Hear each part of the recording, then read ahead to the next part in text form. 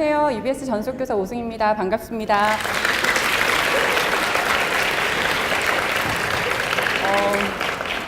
저는 경남 진해고등학교에 소속이 되어 있어요. 그리고 지금은 EBS에 파견 나와서 전속교사로 활동을 하고 있거든요. 그래서 전국을 다니면서 이렇게 입시 설명회를 다니는데 매번 학교에 갈 때마다 조금씩 설레요. 어떤 아이들을 만날까 항상 기대를 하면서 오는데 이번에 서영고등학교는 조금 더 많이 설렜어요. 워낙 좋은 학생들이 많다는 소문을 들었는데 좋은 학생이 많다는 소리를 들어서 엄청 기대를 많이 하고 왔거든요. 그래서 조금 일찍 와서 학교에서 봤더니 여러분들 태도나 뭐 말하는 거나 그런 거 보니까 정말 좋은 학생이구나 라는 느낌이 엄청 많이 들었어요.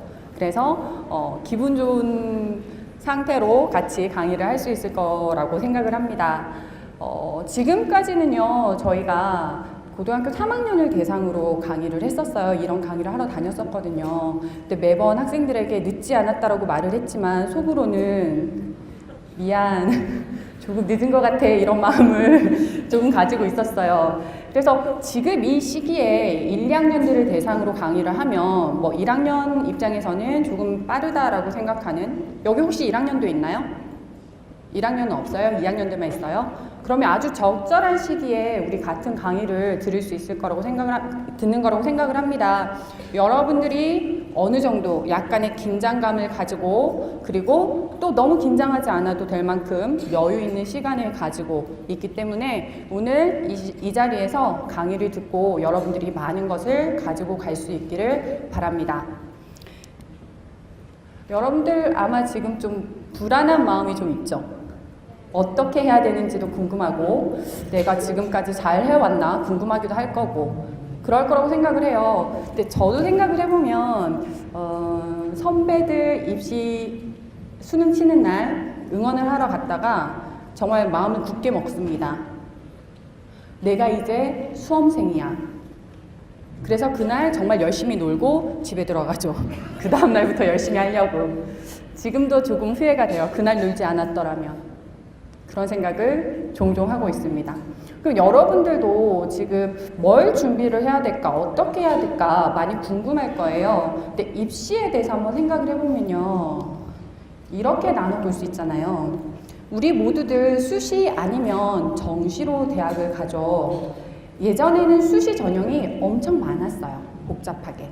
그래서 저도 3학년 담임을 할 때 선생님들이랑 모여서 스터디를 하기도 하고요. 세미나 가서 강의 듣고 막 그렇게 공부했었거든요. 진로 지도를 하기 위해서. 그런데 이제 어떻게 하기로 했나요? 너무 복잡하니까 학생들이 힘들어한다. 이걸 한번 간단하게 만들어 보자 라고 이야기를 했죠.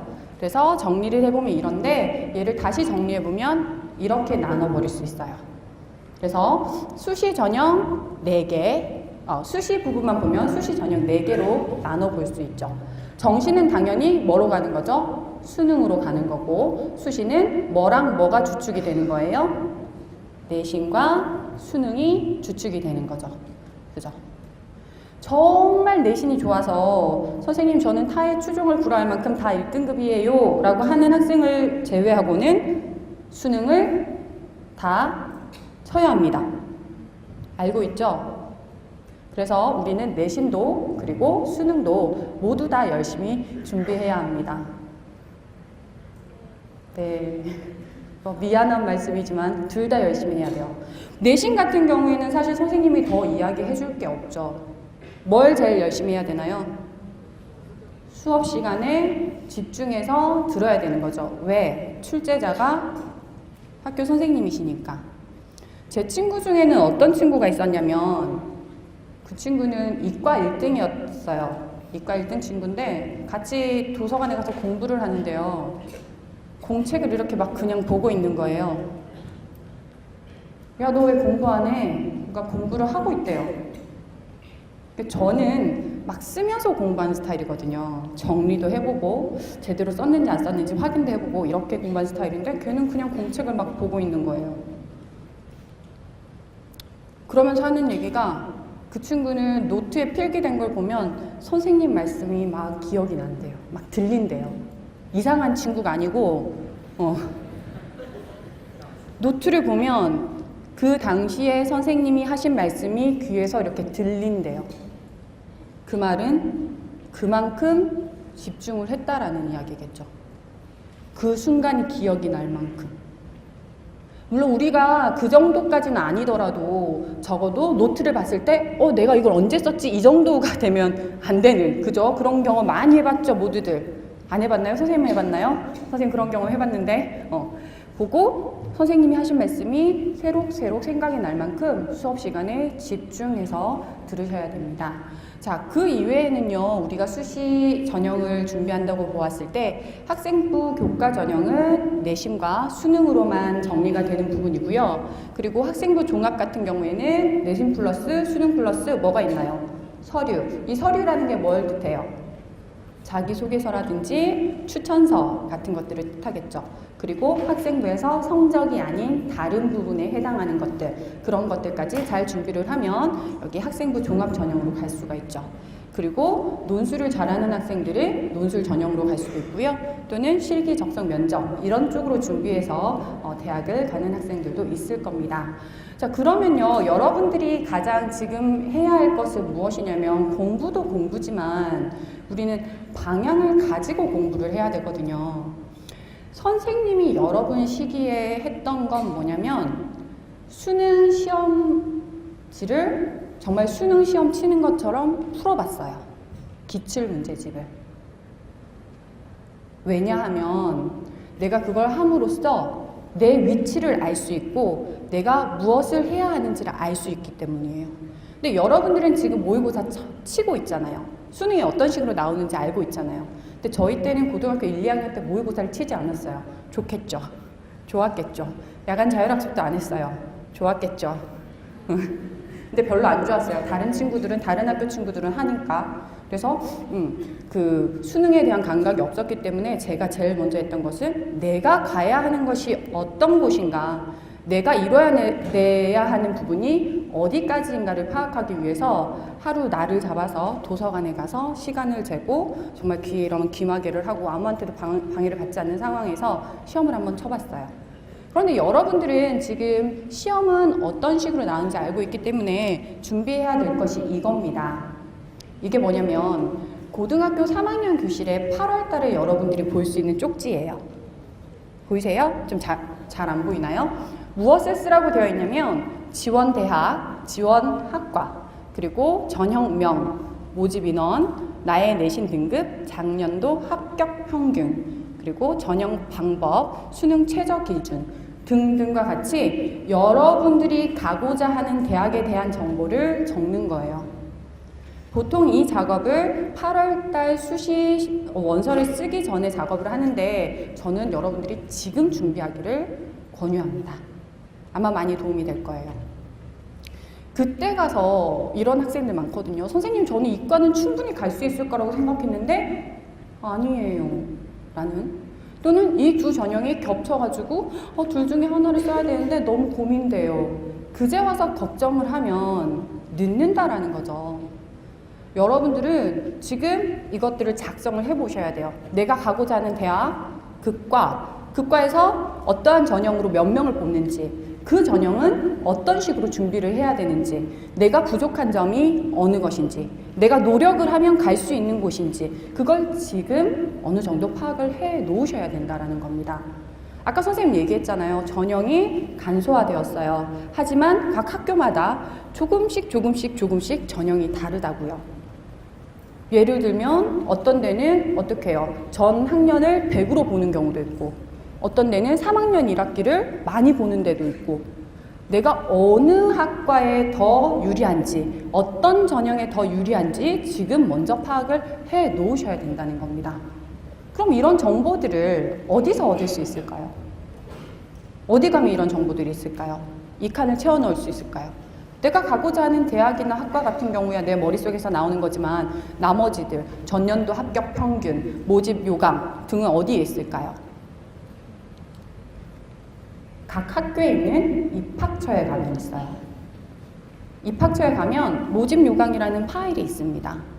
거기에 보면요, 어떤 과에 무슨 전형으로 몇 명을 뽑고 뭐 어떤 방식으로 뽑겠습니다 라고 아주 상세하게 자세히 적혀 있어요. 합격 수기가 있는 경우도 있고요. 그리고 많은 경우에 전년도 입시 결과를 제공해 주거든요. 그래서 전년도에 합격한 학생들의 평균 점수는 어느 정도 점수였습니다. 또는 뭐 최종 합격자의 80% 성적이 이 정도였습니다 라고 타단 보여주는 거죠. 그런데 이 입학처를 뒤져도 그런 정보가 없는 경우도 왕왕 있어요. 그런 경우에는 입학처에 전화 걸어 보시면 돼요. 전화 걸어서 제가 몇 학년도에 이 학교에 무슨 과에 가고 싶은 학생인데요. 어떠한 전형을 생각하고 있습니다. 제 성적이 어느 정도인데 전년도 입시 결과랑 비교해서 결과를 알려주실 수 있나요? 라고 질문을 하시면 돼요. 그런 경우에 아주 자세하게 얘기를 해줘요. 뭐 심지어 뭐 전형 방법이 많이 바뀌었기 때문에 이번에 산정할 때는 전년도 입시 결과를 보는 것보다 무엇을 참고하시는 게 더 나을지도 몰라요 라는 그러한 친절한 답변까지 받을 수도 있고요. 자, 그렇게 모집 요강을 보고 그 다음에 본인이 원하는 정보를 얻었는데도 가끔씩 이게 무슨 말이지? 모집 요강을 보고도 이게 무슨 말이지? 내가 이해를 잘 했나? 라는 의문이 생길 때도 있을 거예요. 그런 경우에는 여기 EBS 진학상담실을 찾아오셔서 문의하시면 됩니다. 이곳에는요, 진학상담교사들이 50분이, 신분이 활동을 하시는데 질문이 올라오고 난 15시간 이내에 답변을 하도록 되어 있어요. 그래서 뭐 학생들도 마찬가지고 학부모님도 마찬가지고 궁금한 점이 있으면 진로에 관해서 어떤 학과에 관해서 아니면 어떤 직업에 관해서라도 궁금한 것이 있으면 여기 들어오셔서 질문을 남기시면 원하는 답변을 얻으실 수 있어요. 그 답변에 뭐 평가를 하고 나면 또 추가적으로 계속 질문을 할 수도 있거든요. 그러니까 여러분이 이런 부분을 잘 활용을 하시면 진로를 선택하는 데 큰 도움이 될 거라고 생각을 합니다. 자, 그것뿐만 아니라요, 아까 수시 준비할 때 우리 논술 전형도 있었잖아요. 그래서 지금 당장 제가 논술로 갈지 안 갈지는 잘 모르겠는데 논술을 한번 해볼까요? 하는 학생들도 있을 거잖아요. 그런 학생들은 우선 여기 EBS 들어오셔서 논술 자료를 다운받으셔서 한번 풀어보시는 것도 도움이 될 거예요. 하고 난 다음에 자기가 논술 전형으로 가야 되겠다라는 생각이 든다면 여기에 다른 자료들도 있고요. 그리고 심지어 첨삭도 해주거든요. 그러니까 본인이 노력만 하면 충분히 많은 자료를 가지고 효율적으로 공부를 할 수가 있어요. 아까 이야기했던 논술 말고도 전공, 적성으로 가는 학생들도 있겠죠. 제가 공부를 좀 1, 2학년 때 좀 놀았는데요. 사실 뭐 수능을 치거나 하면 수학 쪽으로나 과학 쪽으로 제가 머리가 좀 있어가지고요. 성적이 잘 나오는 편이거든요. 그래서 이걸 좀 커버하고 싶어요 라고 생각하는 학생들은 적성고사 쪽으로 선택을 해서 가는 것도 나쁘지 않아요. 1, 2학년을 만회할 수 없다면, 이제는 정신을 차렸다면. 그래서 여러분들 여기 들어가셔서 학교마다 그 기출 문제들이 다르거든요. 그래서 자신이 관심 있는 학교의 적성고사 문제를 뽑아서 공부를 해보시면 좋겠습니다. 자, 그리고 제가 추천하는 것은 입시 정보예요. 여러분들 매달 모의고사 치시죠? 모의고사 안 쳐요? 매달? 나한테 화났어. 왜 대답 아무도 안 해줘? 매달 시험 안 쳐요? 모의고사? 학기에 한 번밖에 안 쳐요? 아, 그렇구나. 고등학교 3학년 되면 매달 치죠? 네. 그 매달 시험 치는 모의고사에 관한 풀이를 EBS에서 다 해주거든요. 전 문제에 대해서 풀이를 해주고 거기에 따른 자료들도 다 제공을 해주고 있습니다. 등급컵도 제공이 되고요. 사실 그거는 다른 데서도 많이 얻을 수 있는 정보인데 제가 여러분들한테 권해드리는 자료는 그 시험에 대한 분석이에요. 뭐 예를 들어서 과목마다 이번 시험에 대해서 어렵게 나왔어요, 쉽게 나왔어요, 연계는 이런 식으로 되었어요. 지금 추세가 이렇기 때문에 다음번에 수능은 이런 식으로 나올 거예요 라고 전문가들이 분석을 해놓은 자료가 있습니다. 여러분들 뭐 좀 공부는 잘 안 되는 것 같은데 또 입시와 관련되지 않은 것을 하려고 하니 좀 불안하고, 그럴 때는 여기 들어가셔서 아, 이렇게 시험이 나왔었구나, 내가 성적이 이렇게 낮게 나온 게 내 문제가 아니구나 라고 한번 위안을 받을 수 있는, 또는 아, 이렇게 준비를 하면 되겠구나 라고 방향을 제시받을 수 있는 그런 사이트거든요. 그래서 여러분들 뿐만 아니라 학부모님들도 한 번씩 들어가셔서 아이들이 시험을 쳤다고 하면 관심을 가지시고 여기 들어가셔서 자료를 한번 찾아보시면 아이들과 이야기를 나누는데, 진로에 관해서, 진학에 관해서 이야기를 나누는데 많은 도움을 얻으실 수 있을 겁니다. 자, 그렇다면요, 우리가 EBS에서 이런 정보를 얻을 수 있다고 했는데 막상 중요한 건, 정작 중요한 건 수능을 잘 치는 거잖아요. 그죠? 좋은 전형을 찾아서, 나한테 맞는 전형을 찾아서 좋은 대학을 가는 것도 중요하겠지만 어쨌든 기본적으로는 우리가 공부를 해야 돼요. 그러면 무엇을 공부해야 될까요? 아무거나? 정답이 있는데. 자, 우선 그럼 이렇게 볼게요. 선생님 카테고리를 3개로 나눠봤어요. 연계교재, 개념 쌓기, 기출문제 분석. 이것 중에서 여러분이 지금 당장 제일 처음으로 해야 되는 것은 무엇일까요? 네, 개념 쌓기예요. 여러분이 개념을 쌓지 않으면 나중에 가서 모래 위에 지은 성, 화산누각이 되고 말아요. 그냥 무너져 버려요. 개념 없이 그냥 지금까지 공부 잘 해왔으니까 라고 생각을 하면서 개념을 잘 쌓지 않고 문제를 많이 푸는 애들이 있어요. 양치기. 문제를 많이 풀면 자연적으로 개념이 쌓이겠죠 라고 하면서 문제만 막 푸는 학생들은 어떤 양상을 보이냐면 성적이 이렇게 올라갔다 내려갔다 합니다. 올라가는 시점에 수능이 맞으면 정말 대박이지만 내려가는 시점에 수능을 만난다면 네, 슬픈 일이죠. 그래서 우리가 개념을 쌓는 이유는 어느 정도 우리의 위치를, 우리의 수준을 같이 올려서 이렇게 왔다 갔다 하지 않는 안정된 성적을 갖기 위해서거든요.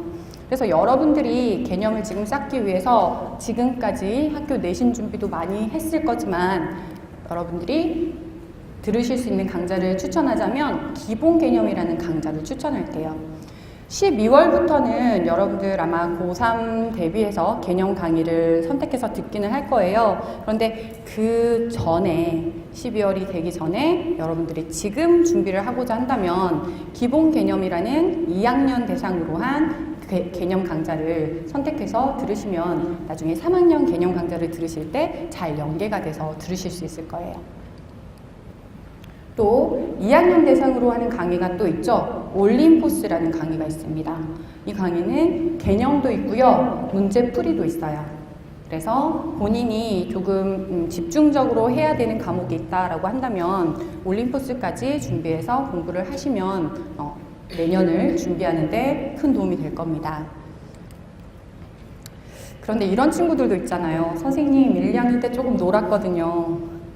지금 준비하다니 조금 불안하기도 하고 무슨 말인지도 잘 모르겠고 좀 힘든 것 같아요 라고 하는 학생들은 왕초보 개념 정리라고 짧은 강의가 있어요.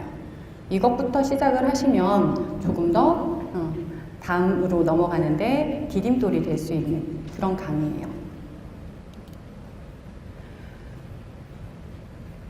이렇게 개념을 준비를 하면서 틈틈이, 그러니까 뭐 공부를 잘하는 학생들도 못하는 학생들도 가끔씩은 조금 다른 거를 경험하고 싶을 때도 있잖아요. 그런 때는 클립 강좌들이 있거든요.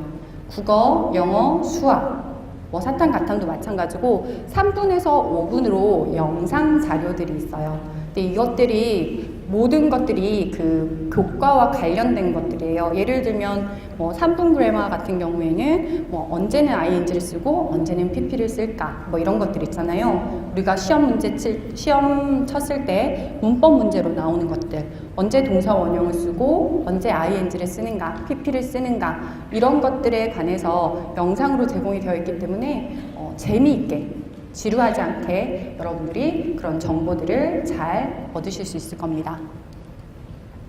자, 이제 여러분들에게 이야기를 해주고 싶은 핵심이에요. 여러분들 연계 이야기 들어봤어요? 연계? 연계가 뭐예요? EBS 연계라고 들어보셨죠?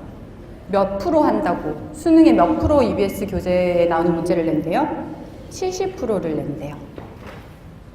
그러면 이런 거잖아요.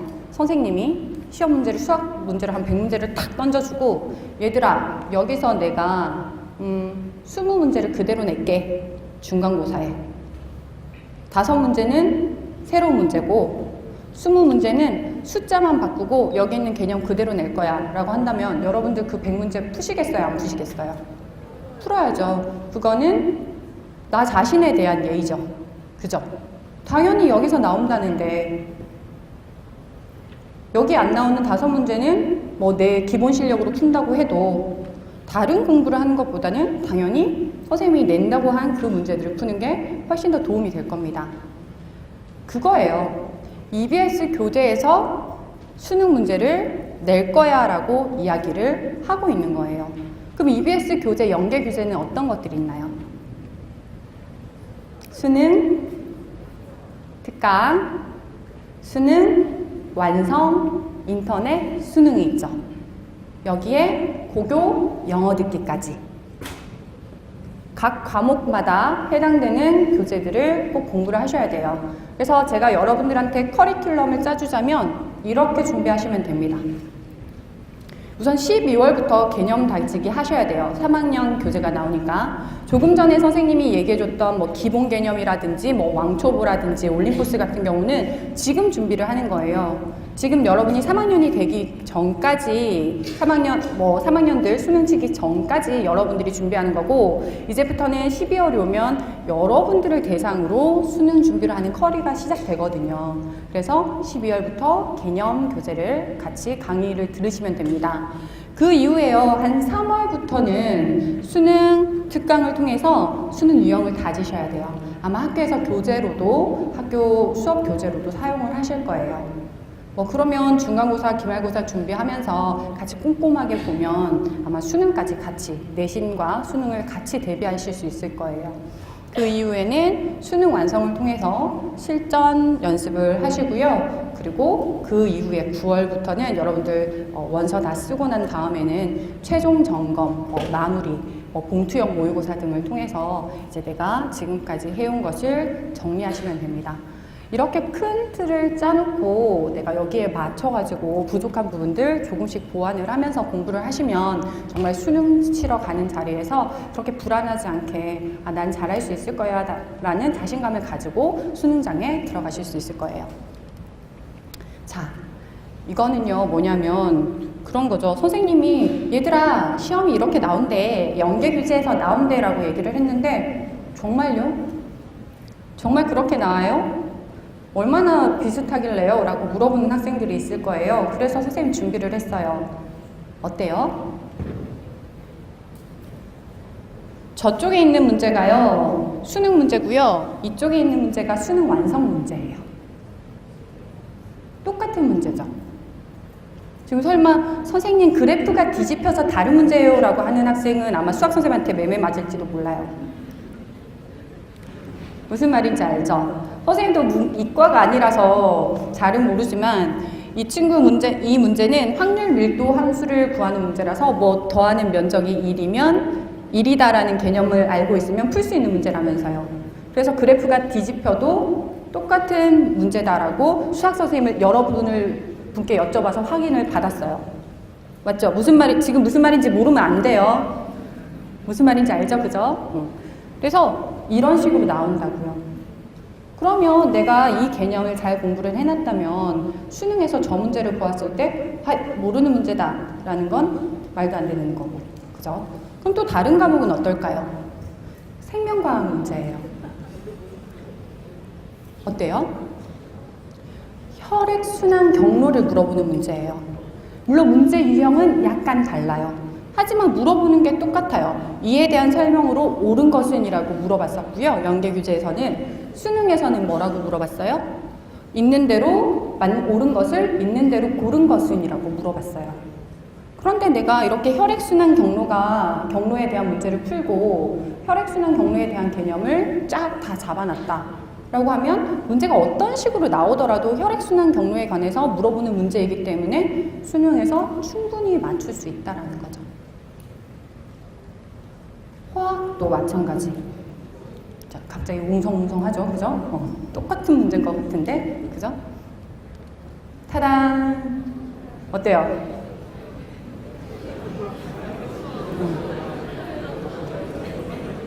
똑같은 그림이죠, 그죠? 톤만 바뀐 것 같고, 뭐 창문이랑 문이랑 이 정도의 차이밖에 없어요. 실제로 나오는 다이알로그도 거의 비슷하게 진행이 됩니다. 그러니까 연계를 이렇게 한다는 거예요. 그러니까 선생님이 여러분들한테 여기 와가지고 앞에 서가지고 여러분들 EBS 준비하시면 됩니다 라고 이야기를 하는 거죠. 이게 연계됐던 영어 듣기 문항들이거든요. 다 됐어요. 한 문제 빼고. 영어 독해. 빨리 한번 보실래요? 똑같죠? 똑같은 지문이 나왔어요. 물론 올해 초에 그런 얘기가 있었잖아요. 직접적으로 연계는 하지 않겠어. 지문을 그대로 내지는 않겠어 라고 이야기를 했지만 계속해서 나오는 기출문제, 그 이후에 나오는 모의고사들을 보았을 때 그래도 그렇게 크게 벗어나지는 않는다라는 것을 우리가 알 수 있었거든요. 그렇기 때문에 여러분들이 충분히 연계교재를 준비하는 것만으로도 다른 거 기웃거리는 것보다 더 좋은 효과를 얻을 수 있지 않을까라는 생각이 들어요. 그래서 여러분들요, 여러분들을 위한 연계교재는 아직 나오지 않았어요. 그죠? 내년에 여러분들이 서점에 가서 만날 수능 완성, 수능 특강 이런 교재들이 여러분을 위한 교재고 지금 있는 거 막 열심히 할 거야 하면서 가서 공부하셔도 의미 없거든요. 그래서 그래도 내가 한번 공부를 해보고 싶다라고 하는 학생들은 EBS에 들어가시면 EBS 교재 코너가 있어요.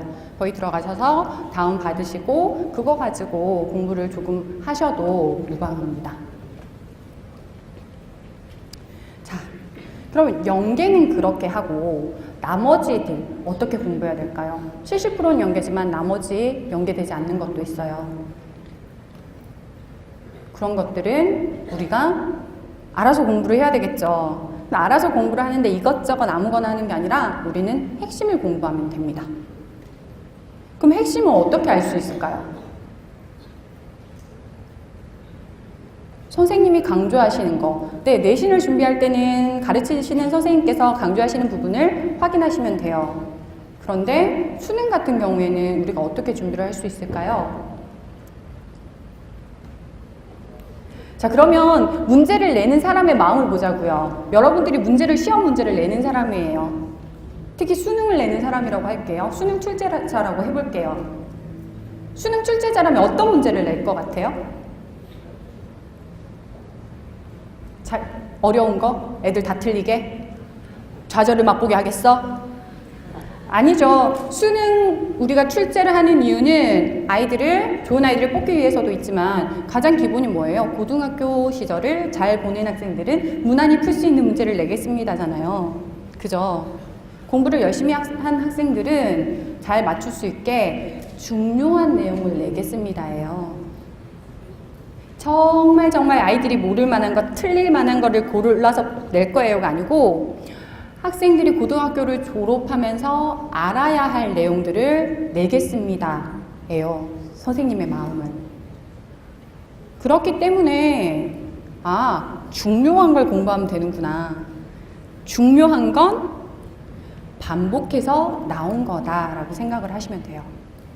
그래서 여러분들이 기출문제를 보시면 되는데 이거 한번 보실래요? 2010년도 9월 모의고사, 2013년도 수능, 2014년도 9월 모의고사에 보면 이런 식으로 문제가 나와 있어요. 윗글에 서술상 특징으로 가장 적절한 것은 이라고 되어 있고 선택지에는 답이든 아니든 간에 장면의 빈번한 전환으로 인물 사이의 긴장감을 고조시키고 있다라는 말이 반복해서 나오거든요. 이걸 보는 순간 여러분들이 뭘 깨달아야 되냐면 내가 국어 공부를 할 때는 서술상 특징이 중요한 거구나. 그리고 장면이 빈번하게 전환이 돼서 인물 사이의 긴장감을 고조시킨다면 이건 내가 꼭 알아둬야 되는 부분이구나 라고 파악을 하실 수 있다는 거죠. 그래서 보시면 문제들도 이런 식으로 계속 똑같이 반복해서 나온다는 거예요. 이런 부분을 여러분들이 아, 이게 중요하구나 라고 파악을 할 수 있다는 거죠. 그래서 그런 기출문제들도 EBS에 들어가시면 기출문제 다운로드라는 곳이 있어요. 거기 들어가셔서 공부를 따로 하실 수 있습니다. 자, 그런데요, 선생님이 팁을 한 가지 가르쳐 주자면 이렇게 두 개의 카테고리로 나눠놨거든요. 어떤 기준으로 이렇게 나눴을까요? 문과 이과는 아니죠. 그죠? 뭐예요? 뭘까요? 응? 자, 보시면 국어, 영어 같은 경우에는 어때요? 도구 과목이잖아요. 그래서 딱히 개념이 있는 과목은 아니에요. 그래서 우리가 그 기출을 통해서 그 지문이 중요하다거나 지문을 분석한다거나 그런 것은 사실 그렇게 큰 의미가 없는 거죠. 반면에 수학이나 사회탐구나 과학탐구 같은 경우에는 어떻습니까? 개념이라는 게 있잖아요. 그래서 이런 과목들은 여러분들이 기출문제를 뽑으시면 그 기출문제에서 물어보는 그 개념을 정말 분석을 해서 정리를 해서 공부를 꼭 해 두셔야 된다는 거죠. 자, 또 여러분이 공부를 더 할 수 있게 자극을 드리자면 이거예요. 사회탐구입니다. 작년도 출제 빈도표인데요. 어떤 선생님이 정리를 해 놓으신 거예요. 6월 모의고사, 9월 모의고사, 수능 빨갛게 되어 있는 부분이 6월 모의고사에도 나오고 9월 모의고사에도 나오고 수능에도 나온 거예요. 왜 선생님 지금 6월, 9월만 얘기하나요? 6월, 9월 모의고사 그리고 수능만 평가원에서 출제하기 때문이죠. 그래서 여러분들이 6월, 9월 모의고사 집중해서 보셔야 되고요. 거기서 나왔던 개념은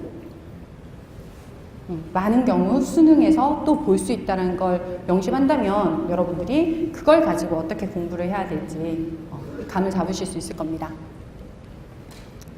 그래서 여러분들 이제 이런 식으로 공부를 하는데요. 공부 습관에 관해서 한번 이야기를 해볼게요. 자, 많은 학생들이 문제를 풀고요. 강의 해설지를 참조하고 문제를 다시 풀죠. 여러분들 이렇게 공부하고 계시죠? 왜 대답이 없니? 마지못해 대답하는 애. 자, 이 과정에서 제일 중요한 부분은 어디일까요? 네, 많은 학생들이 다시 풀기가 중요하다고 얘기하는데 제일 중요한 부분은 강의 해설지 참조예요. 왜냐하면 이거예요. 아까 혈액순환 경로에 대해서 문제를 풀었어요. 틀렸어요. 그럼 나는 혈액순환 경로에 대해서 개념이 없다는 얘기입니다. 다시 풀면 그 개념이 생기나요? 안 생겨요. 이 과정을 꼭 거쳐야 되는 거죠. 개념을 쌓는 작업을 거쳐야 돼요. 내가 문제를 틀렸어. 아니면 어찌어찌 해서 맞췄지만 그 내용을 잘 몰라. 내가 해야 될 것은 그 개념에 대해서 개념을 쌓는 작업입니다. 그래서 답지를 보든 강의를 보든 그 문제를 다시 어떻게 준비할 수 있을지 어떤 다른 방식으로 문제가 나오더라도 이 개념을 물어보는 문제는 꼭 맞추겠다는 생각으로 이 과정을 강의와 해설지 참조하는 과정을 꼭 거쳐야 된다는 거죠. 정말 시간이 없으면 다시 풀기는 안 해도 돼요. 오히려 더 중요한 건 여러분이 문제를 풀고 난 다음에 그 이후에 추후적으로 공부를 더 해야 된다는 거죠. 답지와 해설지를 통해서. 그리고 많은 학생들이 선생님 외우면 까먹고 외우면 까먹어요. 특히 영어 단어 같은 경우. 어차피 외우나 안 외우나 똑같은데 안 외울래요 라고 하는 학생들이 많은데 많이 보셨잖아요. 에빙하우스의 망각곡선. 여러분들 공부하고 나면요 10분 있으면 까먹는 게 시작된대요. 망각이 시작된대요. 그렇기 때문에 공부는 어떻게 하셔야 되냐면 이렇게 공부하셔야 돼요. 오늘 단어 20개를 외웠어요. 아니면 어떤 개념을 배웠어요. 그 다음날 또 새로운 걸 배웠어요. 그러면 그 전날 공부한 거를 다시 한번 읽어보셔야 돼요. 또 그 다음날에는 또 새로운 거 하고요. 그 앞에 공부했던 걸 다시 읽어보셔야 돼요. 그렇게 반복을 하시면 많은 노력과 시간을 들이지 않고도 전체 시간이 지나고 난 다음에는 반복해서 읽어본 것만으로도 여러분들한테 머릿속에 잘 정리돼서 기억이 돼 있을 거거든요. 그래서 매번 새롭게 공부하고 새로운 것만 공부해서 앞에 까먹었어요가 아니라 뒤에 공부하고 그 다음에 앞부분은 다시 한번 더 읽어보는 방식으로 조금 노력을 덜 하고 시간을 덜 투자하면서 좋은 효과를 얻으실 수 있도록 공부하기 바랍니다. 이거 보이세요? 어떤 학생이 재수생이긴 하지만 일기를 써놓은 거예요. 오늘 아침에 몇 시에 일어나서 무엇을 공부했고 어쩌고 저쩌고 몇 시에 잠이 들었다 라고 하면서 뭐라고 적어놨냐면 오늘은 13시간밖에 공부를 못했어. 이런.